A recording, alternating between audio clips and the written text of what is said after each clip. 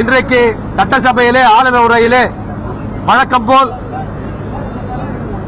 ஆளுகின்ற அதிமுக அரசு முதல்வர் ஜெயலலிதா உத்தரவின் பேரிலே அவர்கள் எழுதி கொடுப்பதையே இன்றைக்கு ஆளுநர் அவர்கள் உரையாற்றிக் கொண்டிருக்கின்றார்.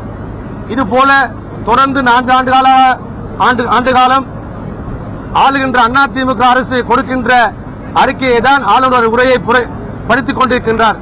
அப்படிப்பட்ட உரையை சட்டமன்றத்தில் இருந்து கேட்பதற்கு நேரம் வீணடிப்பதை விட நாங்கள் தேமுதிக சார்பாக வெளிநடப்பு செய்கின்றோம். இதுவரைக்கும் ஆளுநர் உரையில 2012 கடலூர் விழுப்புரம் மாவட்டத்தில் சுமார் 1000 கோடி ரூபாய் மதிப்பிலே கான்கிரீட் வீடு கட்டித்தரப்படும் என்று ஆளுநர் உரையிலே உரையாற்றியிருக்கிறார்கள். அந்த வீடுகள் இன்னும் முழுமையாக கட்டித்தரப்படவில்லை என்ற கோரிக்கையோடு நாங்கள் வெளிநடப்பு செய்கிறோம்.